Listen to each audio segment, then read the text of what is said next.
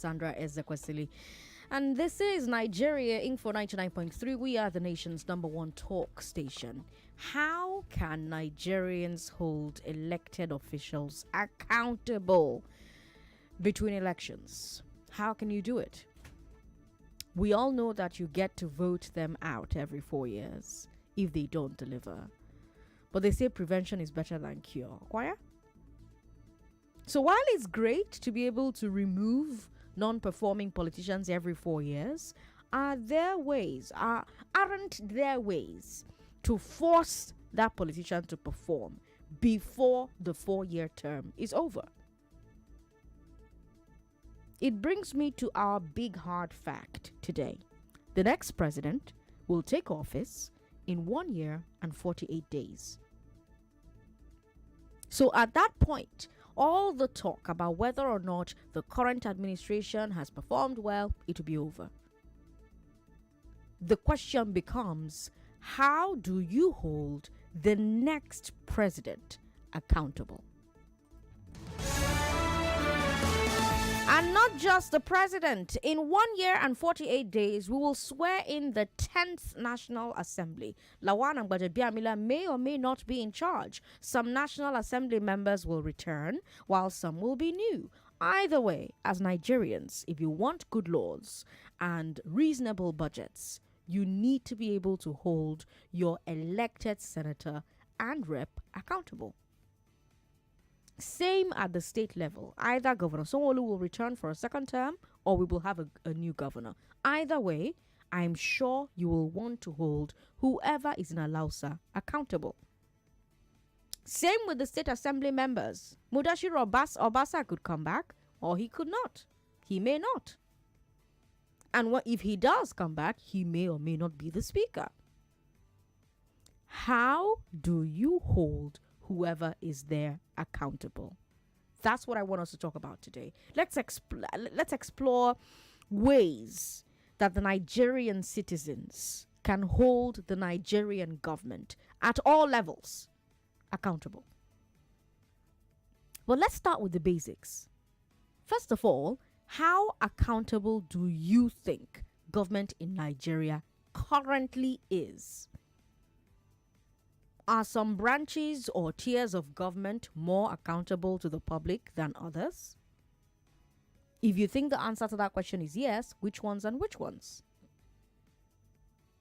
And if you don't believe the government is very accountable, what do you believe are some of the reasons why? I'm asking this question because it's only when we recognize the reasons why a problem exists that we can figure out the solutions. No be so.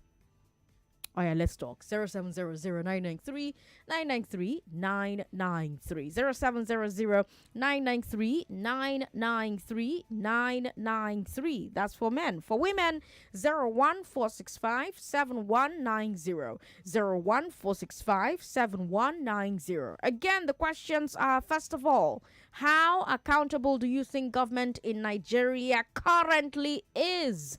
Question 2, are some branches or tiers of government more accountable to the public than others? If you believe that some of them are, which ones and which ones are they? And if you don't believe government is very accountable, what do you believe are some of the reasons why? And let me remind you that I'm asking that question because it's only when we recognize the reasons that a problem exists that we can figure out the solutions. It's 6 minutes past 5. 01465-7190 for women. For men, 0700-993-993-993. Hello, thanks for calling. Hello. Hello, 111. Thank you for calling us. What's your name, sir? We have Chris on the line. Chris, how accountable do you think government in Nigeria currently is? My idea, if I am to rate them by let's say over 10, I will rate them 7 over 10 currently. 7 over 10? Okay. Yes. Okay. Yes. Because I think the satellite is more on the executive arm of the government. Okay. Regardless. But where I think we must channel more effort, I think is on the legislature, because just like you pointed out, some of them may make returned back to the National Assembly. Why so? Oh no, we lost the connection to Chris there, but Chris says he will rate accountability of the government 7 over 10. 99.3, hello. Hello, good evening. Good evening, sir. What's your name? I'm Victor Becknet. Victor, how accountable do you think government in Nigeria currently is? Based on what the first guy said, from 10, I'll just give it like 3% on that. 3% on that. Yes. Then the area we have not been looking at mainly, which is my major concern, is not even the executive, legislature, and judiciary. My major concern is the civil servants. Those guys that have not, they are there until they are retired after 30-something years. Those guys in the office, the secretaries in the offices, all these politicians, they are appointees. Are you with me? I'm with you. Now, if any project is going to be executed, for example, Fashola is a minister of what's it called? Works, am I right? Right. He's not the engineer. He doesn't know much about construction. Let's be real. Now, there are sectors that have expertise that are dealing on the statistics on construction. And they are the ones giving the minister. Are you with me? I'm with you. The estimate what is required to construct anything that are going to be constructed in Nigeria. These are the people that tell the minister how much and what is going to be needed to get this work done. Not the minister.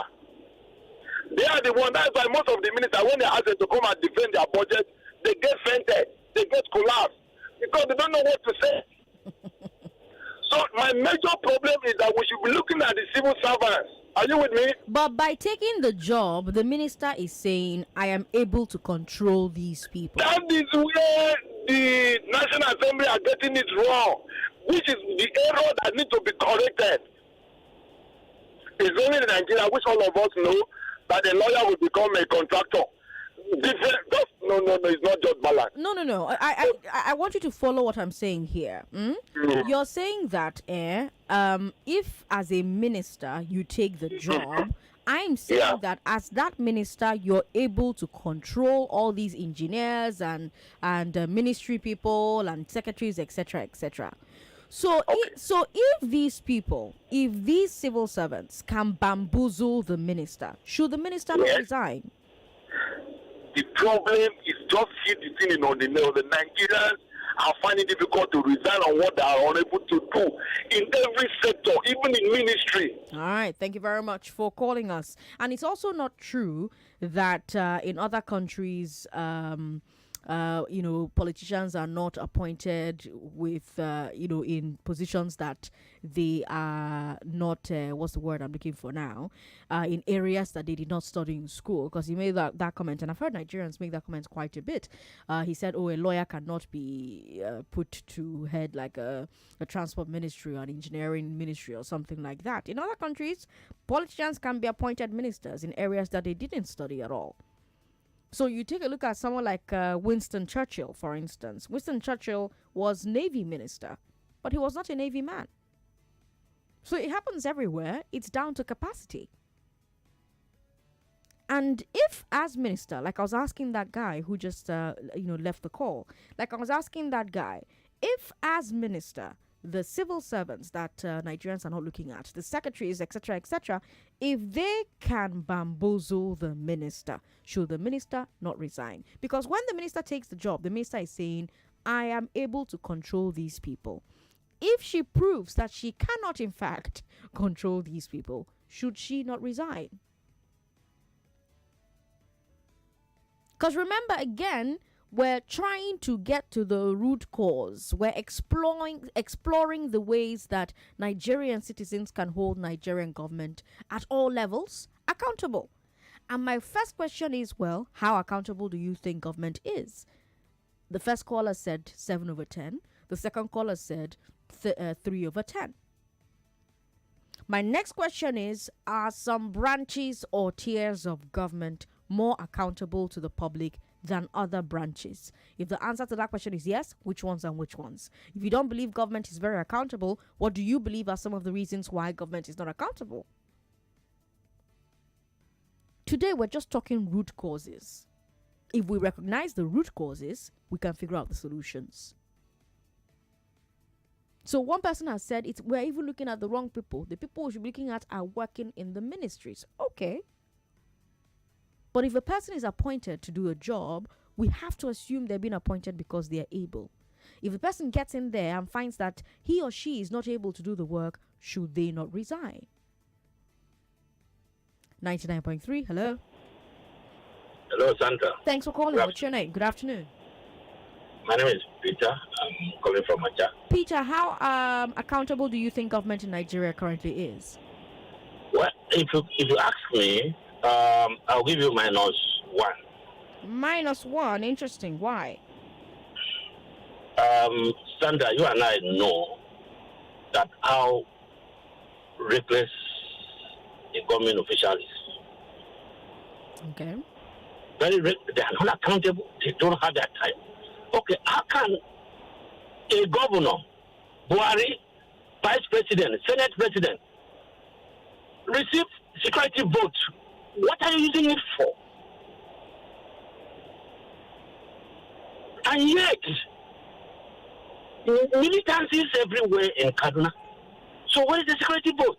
Okay, so you've mentioned the executive now. Maybe the executive... Yes. Okay, so maybe the executive isn't accountable. Are there some other They are branches? not. Are there some other branches of government that are more accountable to the public than others?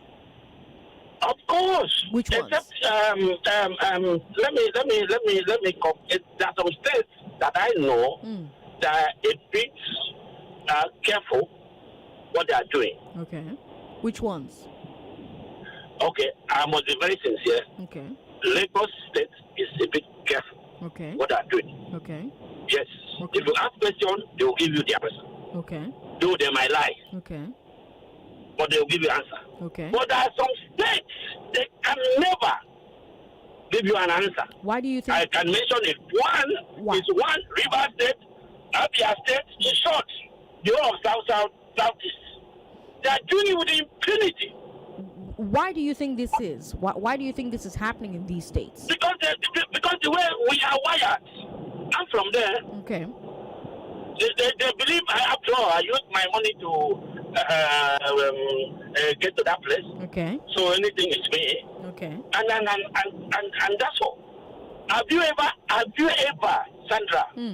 Have you ever had any government, any governor, any local government chairman that said, okay, this is, you render an account at the end of a financial year?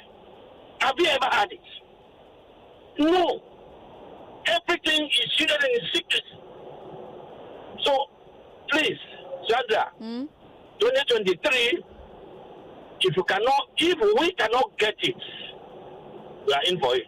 All right. Thank you, Peter, for calling. 99.3, hello. Hello. Thanks for calling. What's your name? Yeah, another question. Alaba, how accountable do you think government in Nigeria currently is? Last week, I think I spoke with Wenimo. I think Wenimo is in the studio now. I think she remembered that I spoke. I said last week Saturday I met with my youth. We met with our assembly and then representing your person. Okay. Then we are discussing. I know we came for his third time beat. Okay. So I asked him, I stood up and I asked him, you're talking about this concert allowance that is 37,000 or 38,000 that you receive or that you receive as a concert allowance. Then how did you get this money, the little project that you did? Alaba, you have to call us back. Your line is not very clear. I don't know what's happening there. 99.3. Sorry about that. Women, call us on 01465 7190. Hello. Thank you for calling, sir. Sorry about that. Call back again if you can. For men, 0700 993 993 993. How accountable do you think that government in Nigeria currently is? Hello. Thanks for calling. Hello. Hello, yeah, good afternoon, Sandra. Good afternoon. What's your name, sir? My name is Lekon Latoye. Welcome, Lekon. Yeah, okay. My quick contribution to this is that I feel that the way we have been programmed and wired in this country, we are not meant to ask questions. Okay. And it boils down to the fact that we, the individuals, that's the citizens generally, we are more or less thinking about ourselves. As long as you can just take care of yourself in your own little comfort, you are less concerned about those people that you are put in the power of position, what they do. We don't ask questions. Even if you ask, we've been wired that, okay, they are not going to give us the kind of response that we want. And we take it as if that we have accepted abnormality to become normal in Nigeria, which shouldn't be. We need a total mind, our mind needs to be totally changed. Okay. The old citizen, we need to change our mindset that the people that we are put in the position of authority, they are there to serve us, not the other way around. Okay. But right now, they see themselves as their mini God. We can't ask them questions. Even if we ask, it's either they feel they have the right to answer or they choose what they are going to answer. Do you get the point? So people are frustrated already. And our constitution is not helping matter. The constitution that we are using presently now is not helping matter. The whole institution is upside down. No institution is working. We cannot rely on anything. And as such, people are just one day at a time. As long as I can take care of myself and my family.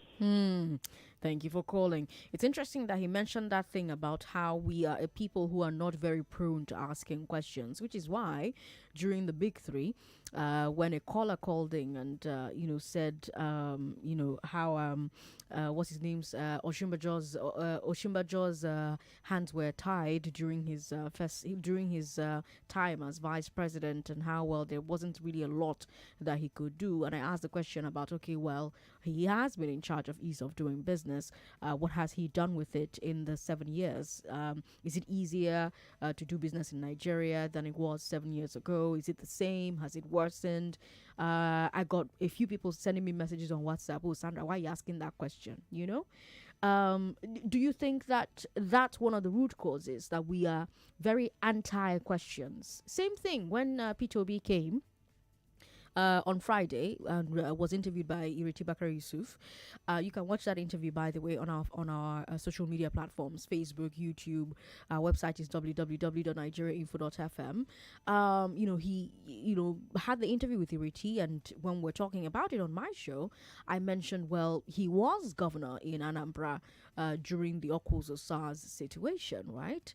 And he must have known about that situation. How could such gross human rights violations be happening under his watch? I also got comments saying, oh, Sandra, why are you mentioning that? You have an agenda.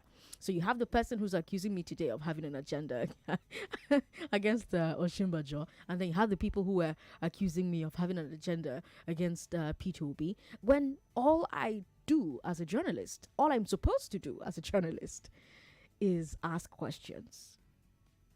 One of the ways to hold government accountable is, after all, to ask questions. So is that caller right? The caller who I just spoke with, is he right when he says we don't have a culture of asking questions? That's one of the problems. Do you think he's right? 01465-7190. That's for women. For men, 0700-993-993-993. We're streaming live on Facebook. Facebook is Nigeria Info 99.3. Oh, I got the same questions as well when Atiku and Wike declared. I had lots of questions as well, and you had people who were like, oh, you have an agenda against Wike, you have an agenda against Atiku. So which is it? Someone actually said, I have somebody that I'm representing. You hear all kinds of things. 99.3. Hello. Hello. Good to have you on the show. What's your name, ma'am? I'm Chama. Chama, welcome. What do you think? I think we're missing it. Okay. The local government, the councillors, they're supposed to be giving us whatever thing we want at the grassroots reps. Okay. But they've not been allowed to do that by accident or design. And that's what we should be able to, fight. The issue of elections coming from top to bottom. It should be from bottom to up. So that way, people that are known to the grassroots are voted in. And then what's appointed or appointments given to those that are not, or stooges, people that are known to the government. So the other day I was speaking to somebody about some repairs, and he said in Lagos, what you do is the governor awards contracts down to local government level, and I don't think it's right. And Sandra, can I ask you a question? Sure. When can you get this transport commissioner to your program, or ask him to open up that the bus station they built on International Airport Road? Transport Commissioner of Lagos? Yes. Oh, we've been trying for years. I've been calling his line. It doesn't go through. Oh, we've been trying for years. And I spoke to him once when he came on Jimmy Disu's show program, and he didn't. He could. I mean, you're tolling, and then you've built places. When you go towards Alimosho, you see so many buses parked there. Are we not part of Lagos? Are we not paying our own taxes? Why shouldn't we be giving buses to fly from International Airport Road to Lagos and other places? If we have that, I'm driving and talking to you now, and I wouldn't be doing that. Please, get him. If he can't come, let him answer you. Put it to them.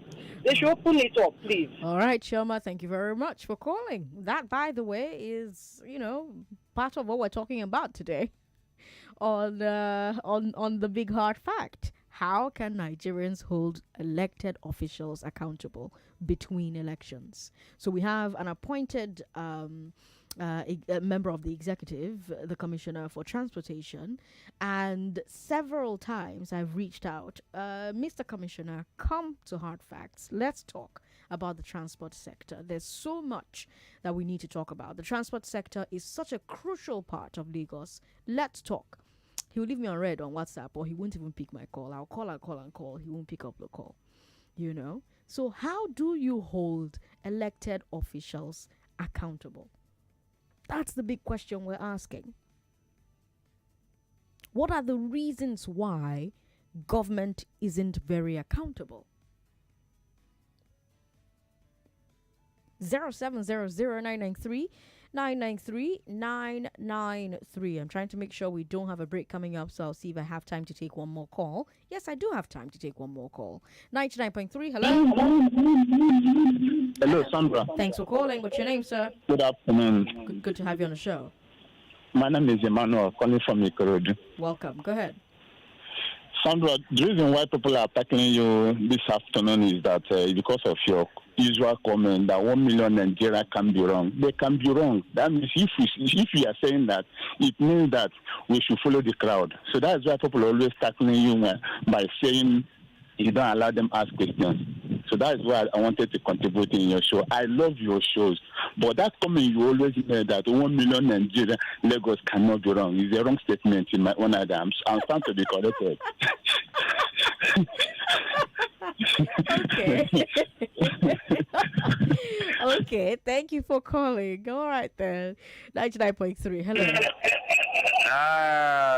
President Sandra. Good to have you on the show, Prince YS. So we have a break coming up in 40 seconds. Is that 40 enough? seconds. 40 seconds. Is that enough time for you? Our local government chairman, our representative, our senator, we have to ask a question. We send them there to represent our interests. If they're free to do, we have every right to meet them in their office, which they regard for public this thing. We have to write them, we can invite them, write them, people talk, all these things. So we have to ask them, we send it to God in certain things. You say to this, we have. All right, sorry about that. We have that break coming up. We have to go. But stay here because we're still talking about this after the break. Don't go away. We report, you decide. Topical conversations that matter.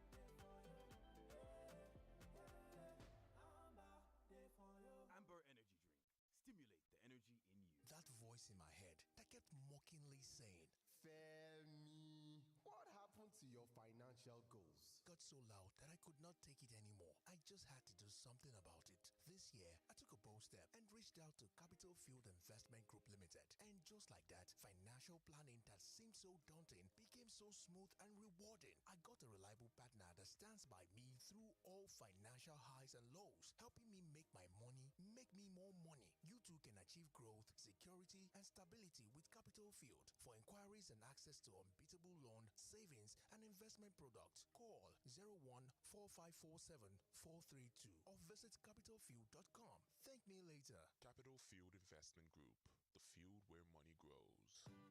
At ShopRite, we're making it possible to celebrate a low-price family Easter. Feast on your favorites and get great deals when you buy Dano 350-gram milk and Ovaltine 400-gram beverage at 3,099 naira 99 kobo and 6 Malta Guinness 330 ml bottles at 999 naira 99 kobo. Save big this Easter only at ShopRite. Lower prices you can trust always. Prices valid till the 3rd of April 2022. The joy of Ramadan lies in getting closer to God and the moments we spend with those who matter to us. From Sahur to Iftar, Golden Penny remains at the heart of family moments by inspiring bonds through unforgettable meals. There is always more to share at our Iftar table, filled with pasta, semo, noodles, and many more. Cook up nutritious meals and memories with our range of quality products from Golden Penny. Golden Penny, at the heart of the family. 99.3 Nigeria Info. Your number one station for talk. Let's talk. It's 5:31 and I'm asking you today, how can Nigerians hold elected officials accountable between elections? Like I said before the break, we know that you get to vote them out every 4 years if they don't deliver, but they say prevention is better than cure. So while it's great to be able to remove non-performing officials, non-performing politicians every 4 years, are there no ways to force that politician to perform before the 4-year term is over? I told you the next president will take office in 1 year and 48 days. So that means at that point, the current administration performed well, the current administration did not perform well. All of that will not matter anymore. The question will now be, how do you hold the next president accountable, the next set of National Assembly members, the next governors, the next set of House of Assembly members? How do you hold them accountable? Most of the time, Nigerians are complaining about government. You tune into Nigeria Info at any point of the day, except on Ada Blessing show on the overnight and on sports, even though depending on which story is on sports, if it's NFF, Nigerians are complaining about the government. And I don't just mean the federal government. I don't just mean the ruling party. Generally, since 1999, most times, most Nigerians are unhappy with most of the people ruling them. And yet, whenever elections come, those same leaders that the people say they are unhappy with usually end up winning. How do you explain that? How is it possible that people will be so dissatisfied with their leaders and yet keep re-electing them?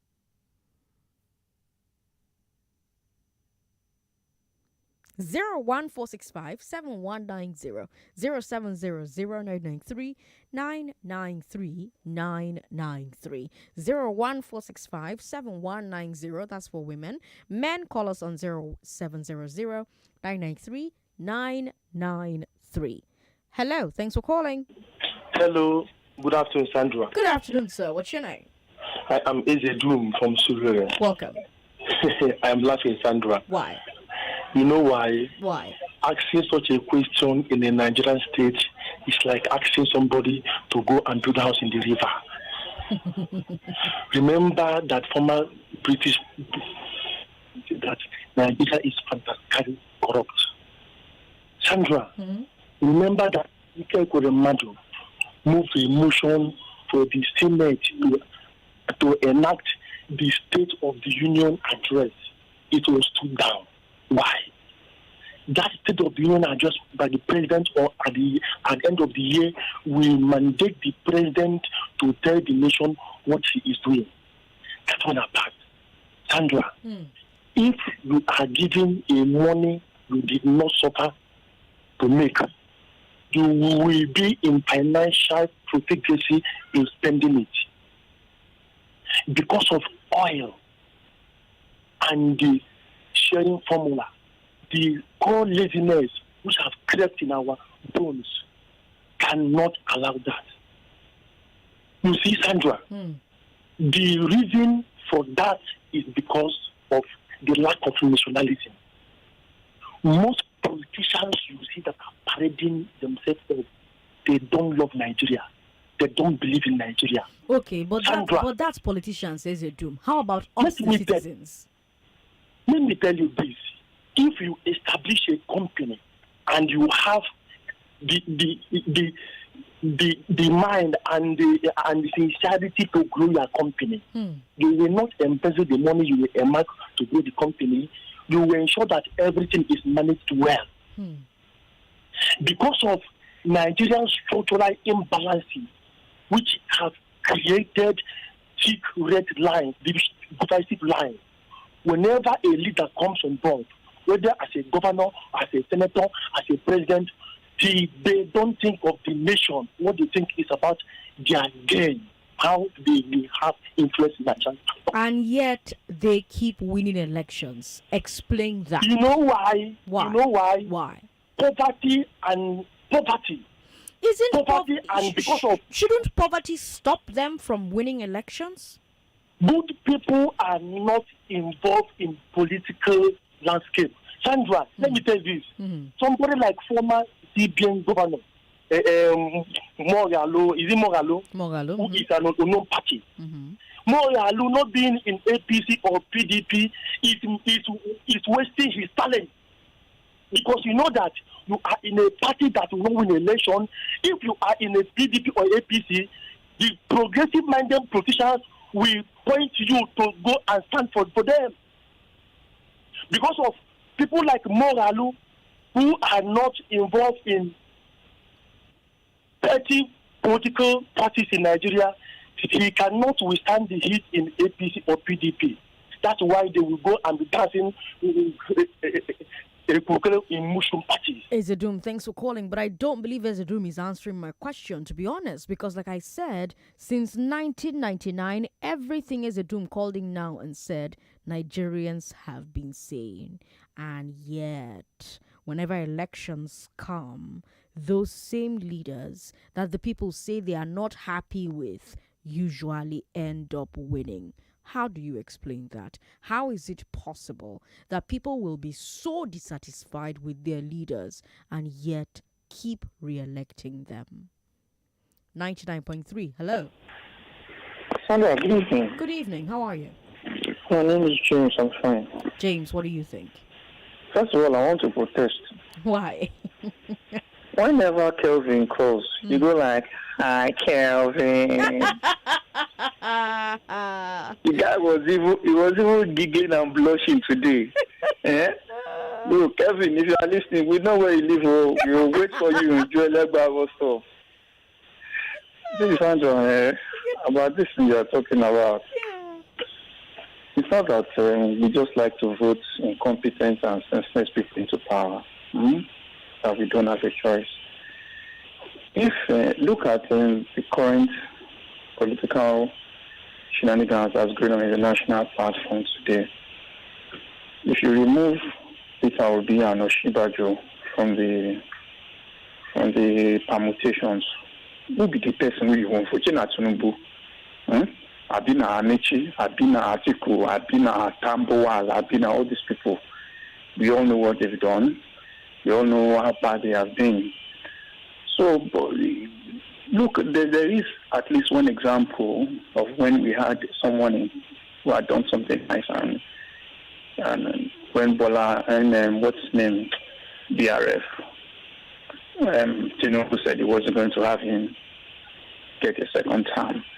But because people in Lagos liked what he had done, and we made it clear that even if the man started the a new political party, a motion political party, we would vote for him. And Tinubu, he can't use his sense. He let it correct. He let the guy run, and the guy got second term. Although since he got to federal, he has joined the bad boy bandwagon. So the point of the matter really is that until we have something like independent candidacy, many persons in my area here, for instance, on my estate, we'll be having corruption and people dropping their money and everything. So one guy came into power, became a state chairman six years ago or 4 years ago. And between then and now, my estate has transformed. Everything is like in a new place, I believe. And I believe since 2011, this is my 11th year in this place. If this kind of man would run for local government chairman, I mean, would go door to door to demobilize for him. But before a person like that can get a ticket from an APC or a PDP, he go don't steal money, he go do ballet for body loan, he will go do whatever he needs to do for the big wigs in the PDP. So the point of the matter is that they just keep giving us Tududi and Tudum, and we don't have a choice. We vote for one or the other. And so we have something like independent candidacy. And that's so it will be. Now, so it will be, he says. Do you agree? Thank you very much for calling. You know, there's a saying that you can only be accountable to your boss. Are Nigerians the bosses of their politicians? On paper, they are. But what about in reality? Because the entire idea of democracy is that politicians will perform well because they are afraid of voters, because they are afraid of getting voted out. Politicians will do anything the voters want. That's the idea on paper. That's why in America, everybody is, channeling Trump, because Trump gave white America the lever to be themselves. And so more and more politicians who are Republicans in America are trying to do what Trump did, are trying more and more to give that base what they want, because that's the base that votes for people that are like Trump. So that's the idea on paper. But take away that fear of, if you no do as we like as voters, we no go vote you. And suddenly the politicians can do anything they like.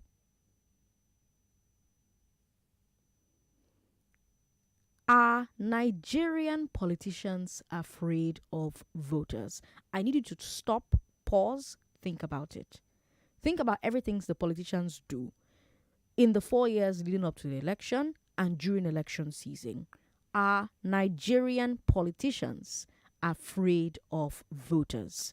How scared is the average politician that if he doesn't do well, the people will vote her out? Let me tell you a story. Back in 2006, a friend of mine was visiting a member of the Bayelsa State House of Assembly. They were visiting in his office, and my friend was in the waiting room, which was full of people who were waiting to see Honorable.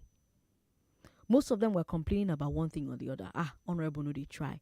Honorable, don't disappoint me. Where? May 2007 come, go show and Pepe. For 2007, go come out Honorable. All of them in the waiting room saying that, and on and on and on. Eventually, it was my friend's turn to see the Honorable. He was in the office with a couple of other assembly members, and they were just laughing and gisting. You know that big man laugh.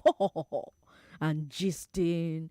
And then the member my friend came to see said something. He said, "Don't mind those people in the waiting room, oh. They think I can't hear them." They are now shouting 2007, 2007. I just they look like say I know they hear them. Leave them, oh. Nothing where they fit do. When 2007 come, we go share small money, give them. All of them go loyal. All of them go loyal. And guess what? In 2007, he won. And when he told me that story, I was like, are Nigerians too forgiving with their politicians? Are they quick to forget their anger? Or are they just too hungry to remain angry? Does the level of poverty in society make it impossible for the electorate to hold leaders accountable, since they can't resist the bribes during campaign season? And if that's the situation, how do you fix a problem like that? How do you fix a problem like poverty? I mean, if someone believes that they are so poor that they cannot turn down stomach infrastructure, telling them don't sell your votes, that's a waste of your time. Now, you sabi, they speak grammar. It may sound good, but it will not change their behavior. So how do you change that behavior? What do you think are the ways to create an incentive for poorer voters to reject vote buying? Telling them, you sell your vote today, 5,000, now you go carry for 4 years. Oh, that cup of rice, you go belefu you for 4 years. Now you sabi, oh. All that voter is thinking about is, my family go share chop today. How do you create an incentive that allows that voter to say, I no go collect this money? Let's start there. See, Lagos, I want us to have a real conversation here. You know how on Balogun and Broad, we have real conversations about business. Right now, I want us to have a real conversation about politics and the way it works in reality, on the streets, in the villages, not in the textbooks. Because let me tell you, as long as people accept vote buying, the electorate cannot hold the government accountable. And as long as people are poor, telling them with mouth not to sell their vote, it will not work. So how do you stop vote buying in the present reality so that Nigerians can hold their leaders accountable? 01465-7190 0700-993-993. Hello, thanks for calling. Hello. Thanks for calling. What's your name? Hello. Hello. Good This is afternoon. Sandra. Hi, Sandra. How are you? I'm very well. Oh, Sandra, now what for you? Wait till I do. You're talking as if you're not in Nigeria. I'm in Nigeria. That's why. Whoever wins the elections here, they rig it.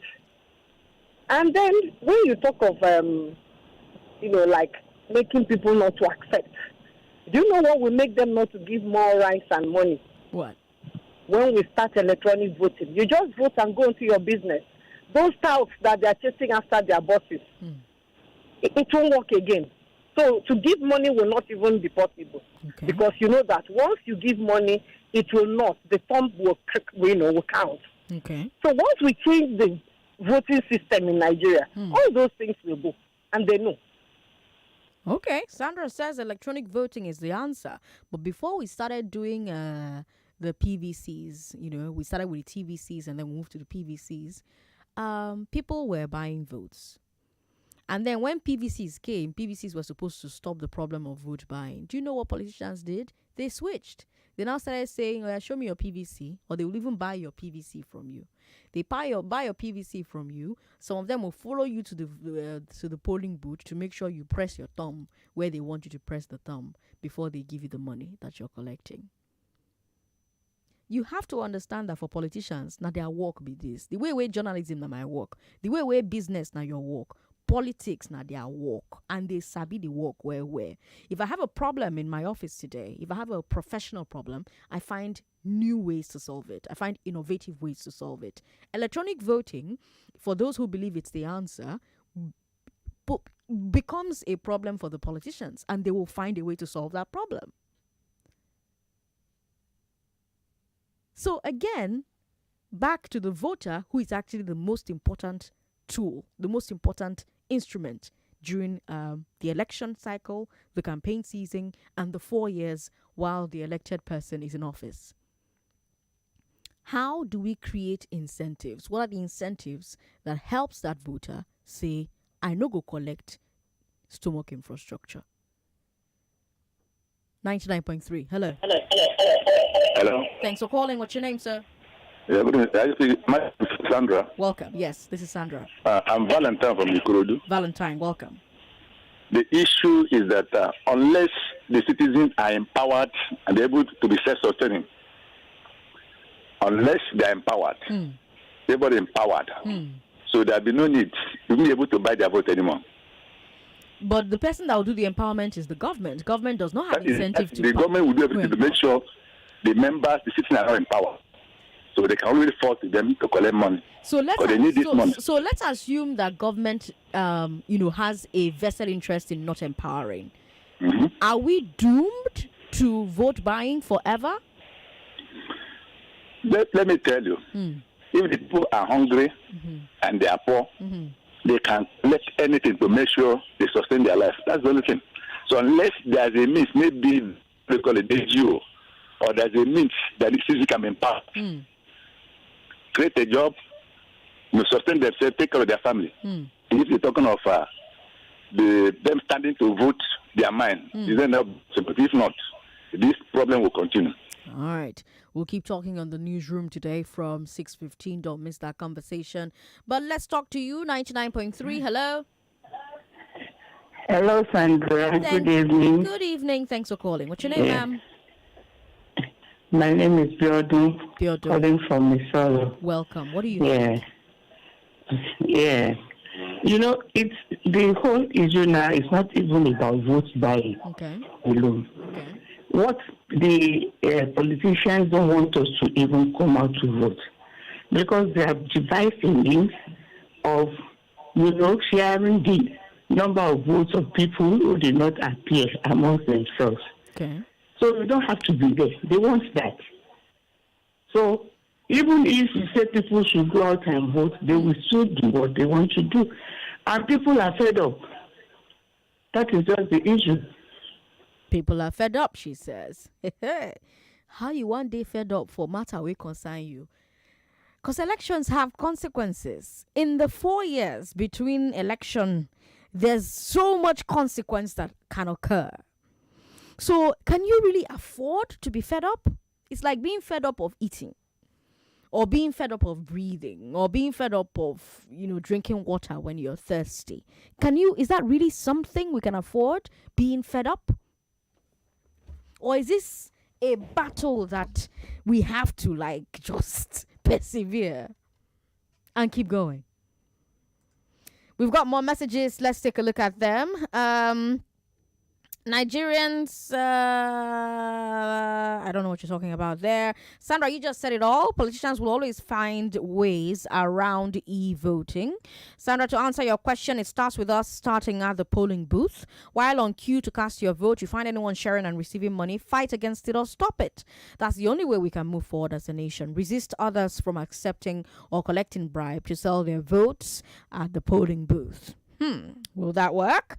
Sandra, good evening. Do you know why these leaders keep winning amidst our suffering? Sandra, it's illiteracy. Since election is about numbers, educated and uneducated, we are unfortunate in this part of the world because we have over 60% of poor and uneducated voters, especially in the northern region, where people can easily be manipulated. Voters in the south are also, some of them illiterate, some of them undereducated. A lot of them accepting bribes. So I have a problem every time people say that thing about voters in the north. We have that problem in the south as well. We've got a message here from Ralph who says our political office holders need to start swearing in with Amadioha or Shango. I have a young man who will be joining me on Thursday who is going around Nigeria trying to prove that juju is real or not real. And so far, nobody has been able to come forward and demonstrate for him on camera that juju works. So maybe Shango and the other ones, maybe that is not the answer we're looking for. And in any case, if juju is real and Shango and the other ones work, you can always get an antidote. No be so. At least that's what Nollywood says. All right, I have to end here. But thank you for being a part of this show. This is a series. We'll continue this conversation on Monday next week. As the elections draw nearer, we need to start thinking about creative ways to hold political office holders accountable. You can find me in the meantime on social media, Ezekwesili, Sandra Ezekwesili everywhere. Those were your hard facts, Lagos. Have yourselves a fantastic, fantastic evening. Doctor I've become. I'm grateful to a lot of people, but especially for basketball and the grit I built as I learned the sport. 99.3 Nigeria Info. We are more than just radio. Subscribe to our YouTube channel at Nigeria Info FM. Check us out on Facebook at Nigeria Info 99.3. Follow us on Twitter at Nigeria Info FM and on Instagram at Nigeria Info FM Lagos for live updates as it happens. 99.3 Nigeria Info. Let's